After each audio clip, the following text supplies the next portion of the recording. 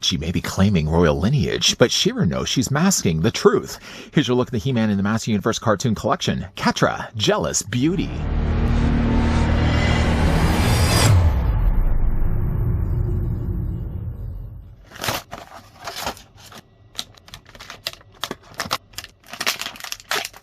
It's an exciting time to be a Master Universe fan. For longtime fans, and for a new generation of kids who love the action and adventure, it's time to experience the thrilling action and adventure of He-Man, Skeletor, The Secrets of Castle Grayskull, and much more. The figures in this collection stand 5.5 inches tall and have 16 movable joints, so they're highly posable for imaginative and action-oriented fun. I wonder if Hordak pays Catra and catnip. Come on, man, that's such a stupid question. What isn't a stupid question, maybe, is just how tall is the cartoon collection Catra? To which I would answer that by taking the tape measure and telling you that the figure stands at 5 inches in height. That works out to be a figure that's 13 centimeters tall. Here's what Catra looks like along with She-Ra. I would say that maybe She-Ra is a little too tall, but a lot of it really has to do with her hair. It also has something to do with the fact that she can't really stand properly. There we go. There we go. Yeah, it's probably just the hair, and it's also her tiara that makes She-Ra just a tad bit taller.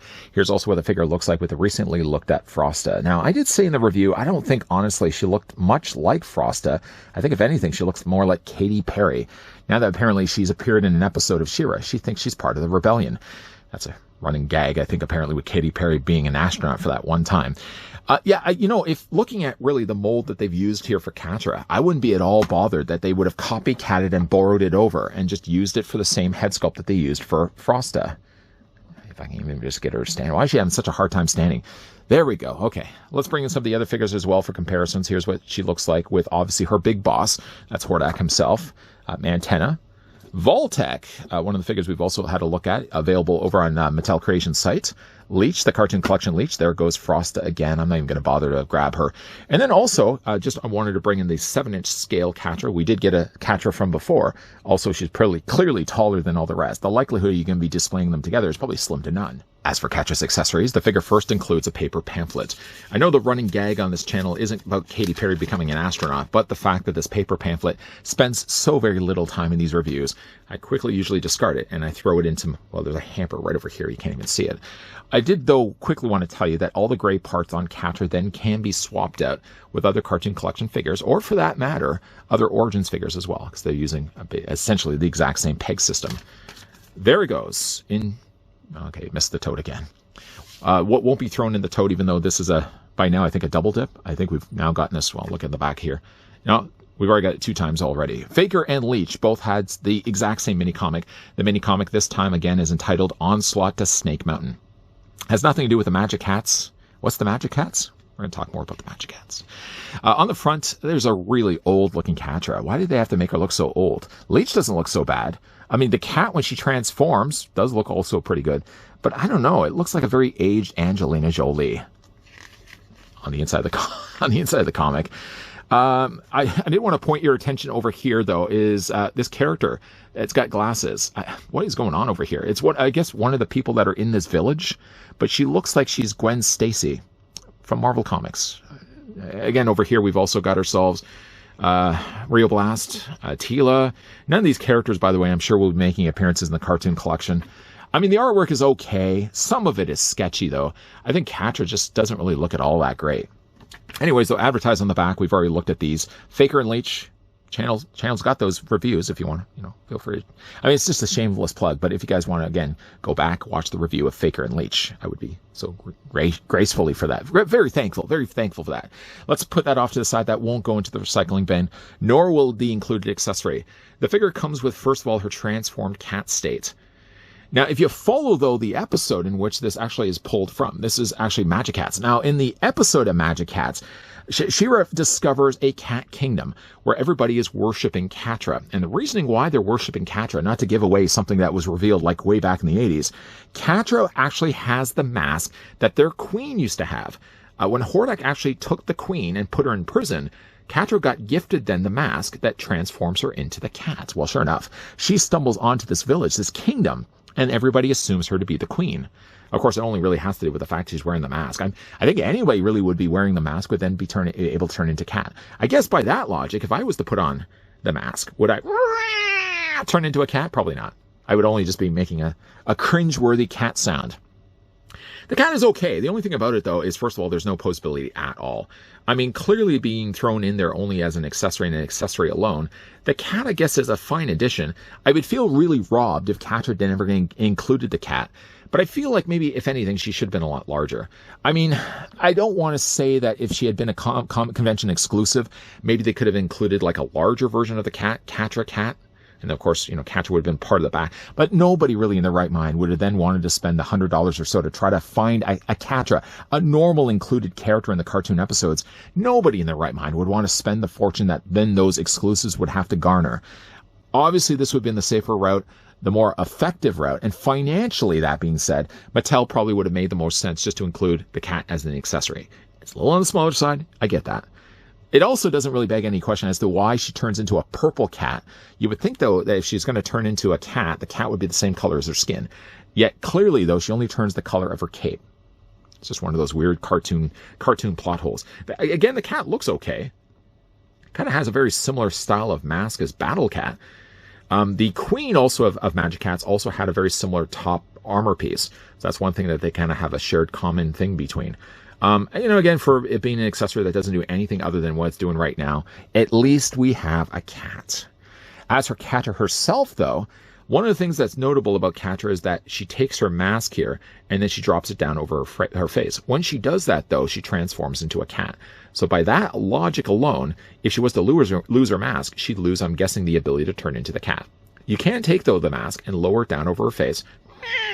She would turn into the cat, and then essentially she would turn into this. I think most of the time I'd probably just end up displaying her on top of the mask on top of her head. The thing about the mask, though, is the only way to really get it off is you'd have to detach the head and slide it from the bottom. As you can see, it's looped around the back of her hair. The hair sculpted well, as well for her face. I'd probably say that out of all the figures that we've gotten of the cartoon collection, I think Catra is probably the one that looks the most like the cartoon. To almost the extent, again, to bring back in Frosta didn't look at all like this, at least from the face. I would have, again, I wouldn't have been the person that complained at all if they wanted to use this face again. Obviously, given her a different hairpiece. And I mean, she has the high cheekbones that Frosta had. I mean, she doesn't look at all like Katy Perry in the cartoon. She looks more, honestly, like Catra. Catra really is the best face sculpt to have used. I'm surprised that they didn't use that, other than just obviously collectors saying, hey, come on, man, you just used the same mold again. I would have been fine if they used the mold again.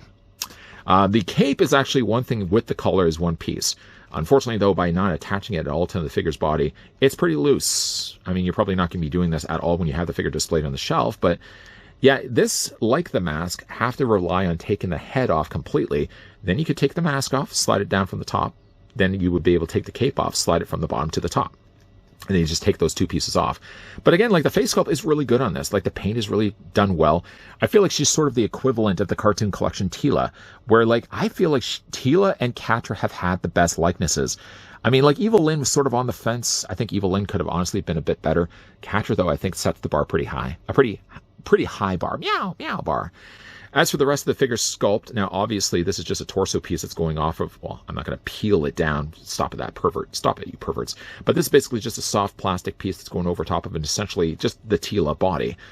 She does have now new sculpted, what do they call it, like gauntlets? Gauntlets, which happen to be the same arms, actually, that are shared with Teela, or with She-Ra.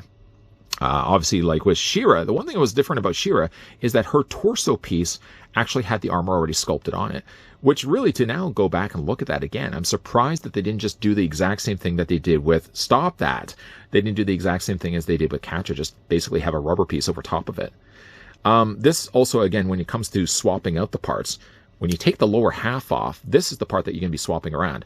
This piece is all attached to the top of her torso. So whatever you end up swapping then around for making a custom figure, obviously it's going to go along with that as well. Let's plug that back in place. Again, like the details for her, she looks fairly good, like for the cartoon representation of her. Again, she's one thing, again, using the smaller body. I still wish that they could have honestly come up with a new buck body when it comes to the female figures, because again, like when we eventually get ourselves a bow, we already know we're getting one. I feel like the female figures are going to be way too small. This is my personal opinion.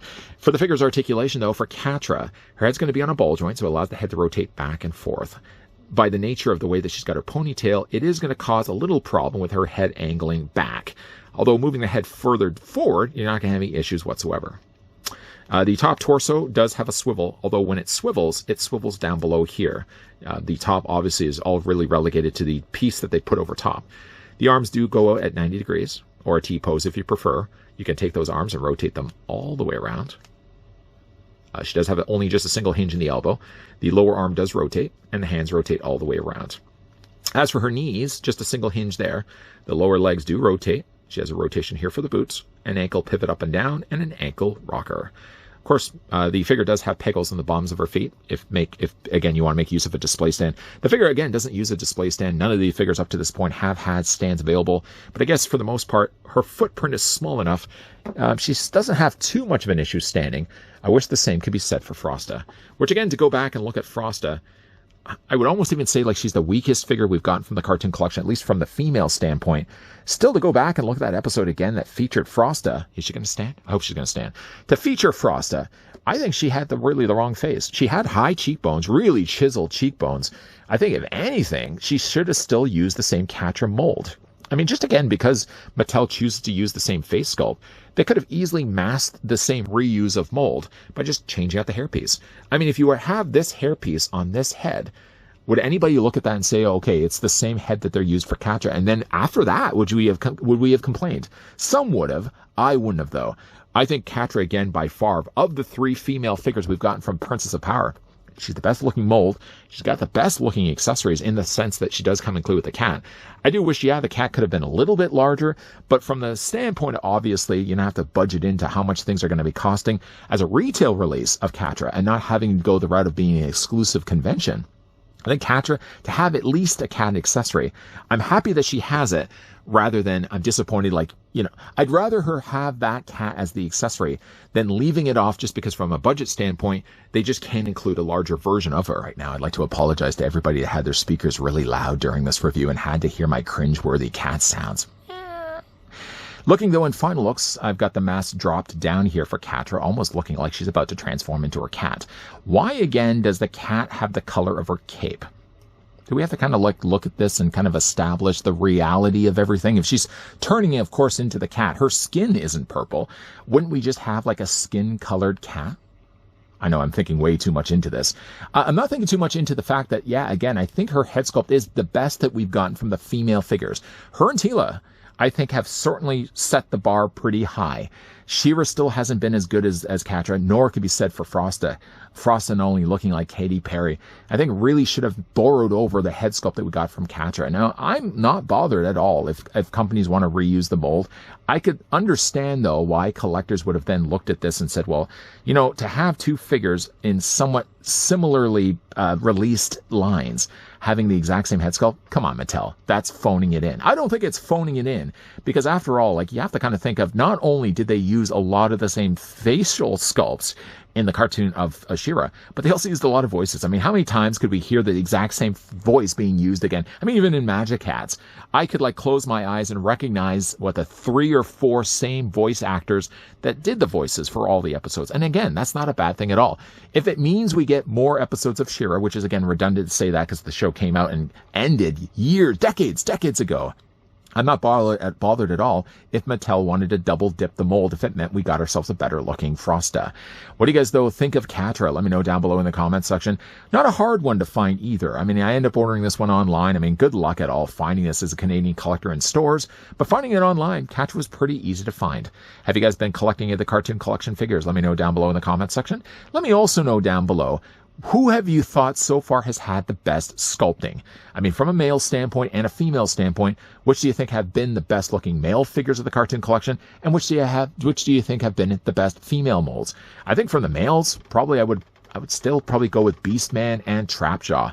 The worst for me, you already know by now, had to be Skeletor. Skeletor needs an improvement. Skeletor needs a version 2, and not the one with a helmet that doesn't sit on top of his head.